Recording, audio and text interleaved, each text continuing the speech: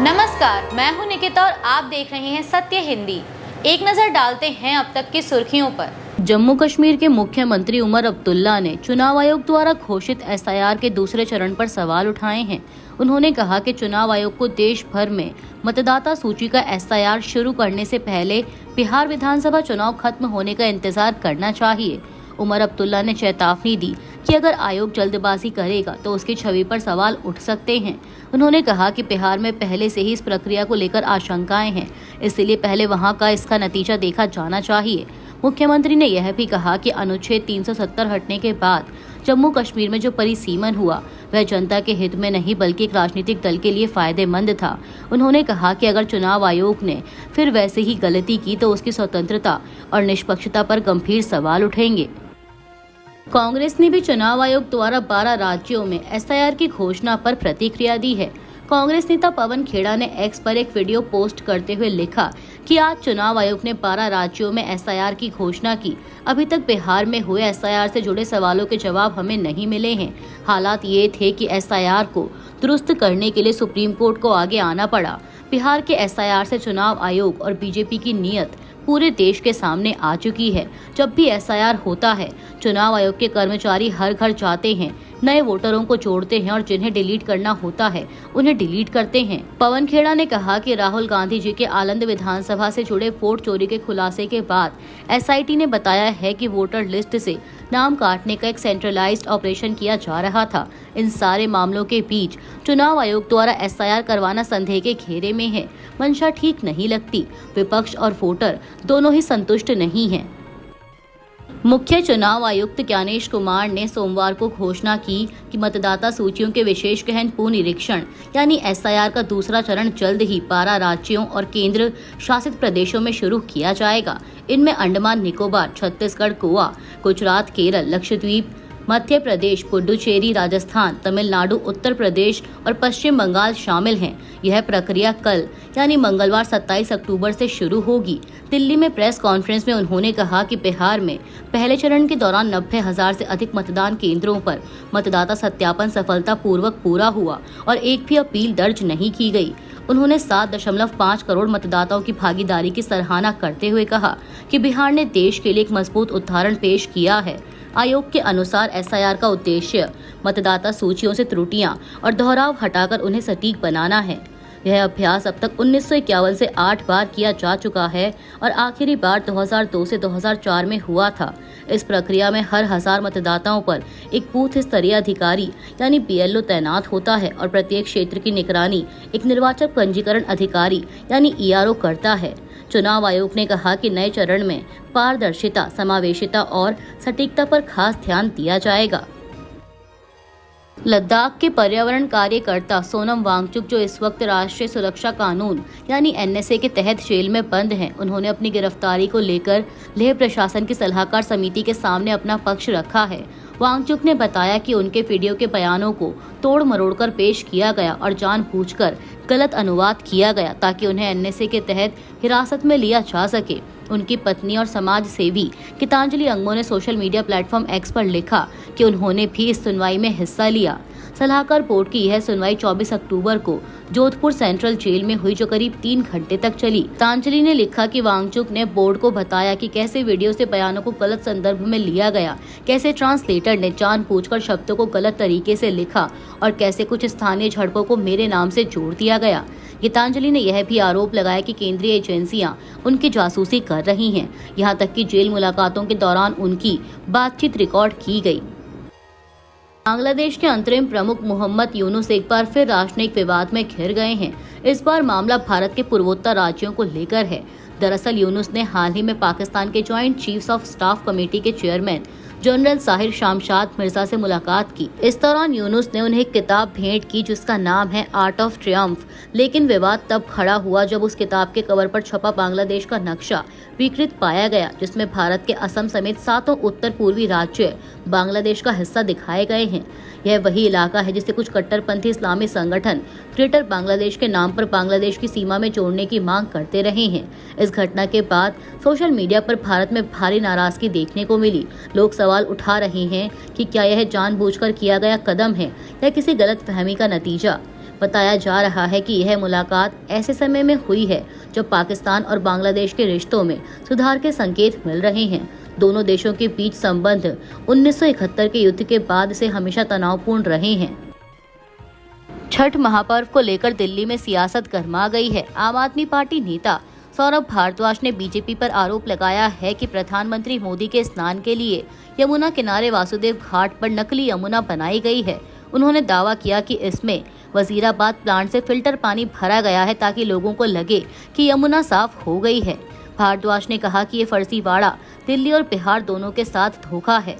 वहीं पार्टी के संयोजक अरविंद केजरीवाल ने भी आरोप लगाया कि बीजेपी ने छठ की आस्था का मजाक बनाया है। वहीं दिल्ली बीजेपी अध्यक्ष वीरेंद्र सचदेवा ने पलटवार करते हुए कहा कि आम आदमी पार्टी ने 10 साल में 6500 करोड़ खर्च करने के बाद भी यमुना साफ नहीं की।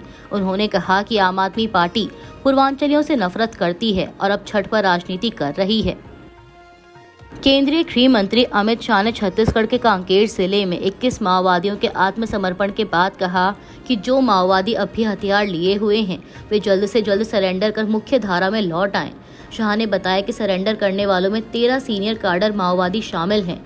उन्होंने हिंसा छोड़ने वालों की सराहना करते हुए कहा कि सरकार 31 मार्च 2026 तक देश भर से नक्सलवाद पूरी तरह खत्म करने के लिए प्रतिबद्ध है। शनिवार को कांकेर जिले में हुए इस सरेंडर से क्षेत्र में शांति बहाल करने की दिशा में बड़ा कदम माना जा रहा है। कांकेर बस्तर संभाग का हिस्सा है जो लंबे समय से माओवादी गतिविधियों से प्रभावित रहा है। सोशल मीडिया पर उत्तर प्रदेश के सिद्धार्थनगर डुमरियागंज से एक वीडियो तेजी से वायरल हो रहा है जिसमें पूर्व बीजेपी विधायक राघवेंद्र प्रताप सिंह पर आरोप है कि उन्होंने रैली में हिंदू लड़कों से मुस्लिम लड़कियों का अपहरण करने का आह्वान किया और स्थानीय मौलवियों व मुसलमानों को धमकी दी। वीडियो में कहा जा रहा है कि 1 महीने में 2 हिंदू लड़कियों के मुस्लिम लड़कों से विवाह के बाद बैठक हुई और पूर्व विधायक ने कथित तौर पर कहा कि जो हिंदू लड़का मुस्लिम लड़की लाएगा उसकी नौकरी का इंतजाम हम करेंगे, तो के बदले कम से कम 10 मुस्लिम लड़कियां लाओ, हम उनकी शादी करवा देंगे। इस वायरल वीडियो क्लिप ने इलाके में चिंता और आक्रोश फैला दिया है। फिलहाल पुलिस या संबंधित सत्ता पक्ष की तरफ से आधिकारिक बयान सामने नहीं आया। मामला सत्यापित कर कार्रवाई होने की मांग उठ रही है। इसी वायरल वीडियो को शेयर करते हुए आम आदमी पार्टी सांसद संजय सिंह ने सत्तारूढ़ बीजेपी पर निशाना साधा। उन्होंने एक्स पर लिखा कि पीछे कमल का निशान, मोदी योगी की तस्वीर, बीजेपी का संस्कारी पूर्व विधायक। बीजेपी कह रही है हिंदुओं अगर नौकरी पानी है तो पहले एक घटिया इंसान बनो, दूसरे धर्म की लड़की भगाओ। संजय सिंह ने पूछा कि कौन हिंदू माँ बाप अपने बेटों को छिछोरा बनाना चाहता है? क्या दुनिया में हिंदू धर्म की ये पहचान बनेगी? आम आदमी पार्टी नेता ने पोस्ट के अंत में छिछोरी बीजेपी नाम से एक हैशटैग भी दिया। मध्य प्रदेश के गुना जिले के गणेशपुरा गांव में रविवार को एक दर्दनाक घटना हुई जहां बीजेपी नेता महेंद्र नागर ने किसान राम स्वरूप धाकड़ को अपनी थार गाड़ी से कुचलकर मार डाला। पुलिस के मुताबिक पहले किसान को बुरी तरह पीटा गया और फिर गाड़ी चढ़ा दी गई। किसान की बेटियों ने जब बचाने की कोशिश की तो उनके कपड़े फाड़े गए और हवा में गोलियां चलाई गई। ग्रामीणों का आरोप है कि महेंद्र नागर लंबे समय से छोटे किसानों को धमकाकर जमीन हड़प रहा था। पुलिस ने नागर सहित 14 लोगों पर हत्या का केस दर्ज किया है। कांग्रेस विधायक ऋषि अग्रवाल ने आरोप लगाया कि प्रदेश में बीजेपी नेताओं का आतंक बढ़ रहा है और पुलिस सरकार के दबाव में काम कर रही है। यह घटना यूपी के लखीमपुर खीरी कांड की याद दिलाती है, जहां 2021 में केंद्रीय मंत्री के बेटे ने किसानों पर गाड़ी चढ़ा दी थी। गौरतलब है कि अक्टूबर 2021 को उत्तर प्रदेश के लखीमपुर खीरी जिले में जब केंद्रीय गृह राज्य मंत्री अजय मिश्रा टेनी के बेटे आशीष मिश्रा पर किसानों को अपनी एसयूवी से कुचलने का आरोप लगा। आशीष मिश्रा के नेतृत्व में मंत्री के काफिले की 3 एसयूवी ने कथित तौर पर प्रदर्शनकारी किसानों को निशाना बनाया, जिसमें 4 किसान, इसके अलावा एक स्थानीय पत्रकार की भी जान चली गई, जबकि 12 से 15 अन्य घायल हुए। किसानों का आरोप था कि यह सुनियोजित हमला था जिसमें आशीष ने खुद गाड़ी चलाई और हवा में गोलियां चलाकर दहशत फैलाई। वक्फ संशोधन अधिनियम 2025 को लेकर बिहार में सियासत तेज हो गई है। आरजेडी नेता तेजस्वी यादव ने रविवार को एक रैली में कहा कि अगर उनकी सरकार बनी तो वह वक्फ बोर्ड कानून को बिहार में लागू नहीं होने देंगे। तेजस्वी ने कहा कि हमारी सरकार बनेगी तो वक्फ बोर्ड कानून को तेजस्वी कूड़ेदान में फेंक देगा। हालांकि यह बिल अब अधिनियम बन चुका है। तेजस्वी के इस बयान पर बीजेपी प्रवक्ता सैयद शाहनवाज हुसैन ने पलटवार करते हुए कहा कि संसद से पारित और सुप्रीम कोर्ट से मंजूर कानून को कोई राज्य सरकार रद्द नहीं कर सकती। उन्होंने आरोप लगाया कि तेजस्वी यादव मुस्लिम समाज को गुमराह करने की कोशिश कर रहे हैं।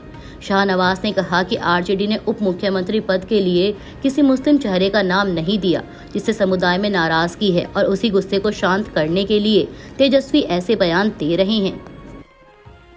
कर्नाटक में मतदाता सूची से नाम हटाने की बड़ी साजिश का खुलासा हुआ है। आलंद विधानसभा क्षेत्र में हुई जांच के दौरान एसआईटी ने पाया कि कलबुर्गी जिले की कम से कम 2 अन्य सीटों पर भी इस तरह मतदाता सूचियों में हेरफेर की कोशिश की गई थी। यह प्रयास 2023 के विधानसभा चुनाव से पहले किया गया था।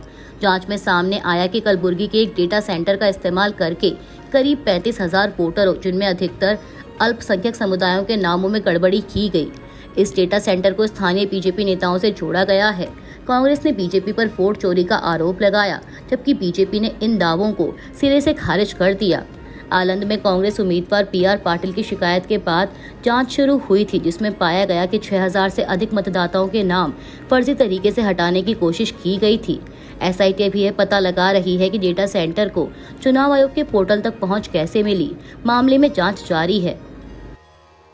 सीजेआई बीआर गवई ने सुप्रीम कोर्ट के अगले मुख्य न्यायाधीश के लिए जस्टिस सूर्यकांत के नाम की सिफारिश की है। इसके लिए उन्होंने केंद्र सरकार को एक पत्र लिखा है। अदालत से जुड़े मामलों को कवर करने वाली वेबसाइट लाइव लॉ ने यह जानकारी दी। जस्टिस सूर्यकांत वर्तमान में सीजेआई गवई के बाद सुप्रीम कोर्ट के दूसरे सबसे सीनियर जज हैं।